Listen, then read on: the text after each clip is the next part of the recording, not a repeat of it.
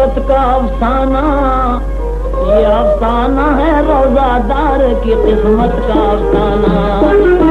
یہ افسانہ ہے روزہ دار کی قسمت کا افسانہ۔ قسم اللہ کی رمضان میں قرآن اترا ہے، رسول اللہ پر اللہ کا فرمان اترا ہے، یہی پیغام مولا ہے۔ میں اس پیغام کے صدقے کہ ہر مومن کو رکھنا چاہیے رمضان کے روزے،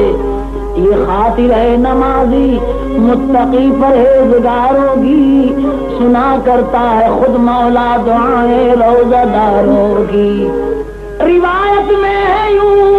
ایک بے کسو لاچار کا قصہ، یہ ہے رمضان کا روزے کا روزہ دار کا قصہ، یہ ہے رمضان کا روزے کا روزہ دار کا قصہ۔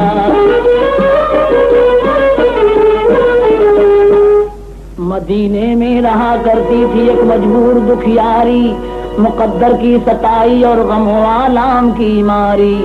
نبی کی ماننے والی خدا کی نام لیوا تھی، مگر افسوس بدقسمت تھی، بیچارہ تھی، بیوہ تھی، نہ کپڑے کا سہارا تھا نہ روٹی کا وسیلہ تھا، قناعت اس کی پونجی تھی، توکل اس کا ہیلا تھا، ہوا کرتا تھا گو فاقے بفاقہ تنگ دستی میں، خدا کا شکر کرتی تھی مگر اس فاقہ مستی میں، خدا کا شکر کرتی تھی مگر اس فاقہ مستی میں۔ ستم ڈھاتی تھی اس پر بھوک کی شدت جو رہ کر، تو رکھ لیتی تھی اپنے پیٹ پر وہ صبر کا پتھر،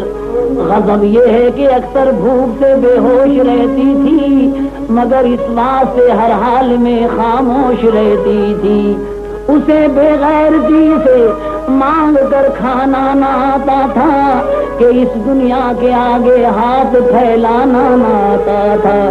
زمین و آسماں کیا عرش بھی اس غم سے ہلتا تھا، دنوں ہفتوں مہینوں پیٹ پر کھانا نہ ملتا تھا، اسی دوران میں برکت کا یہ سامان آ پہنچا، کٹے 11 مہینے سال کے رمضان آ پہنچا، غریبوں اور مزدوروں کے خوش ہونے کی بات آئی،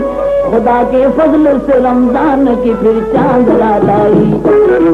خدا کے فضل سے رمضان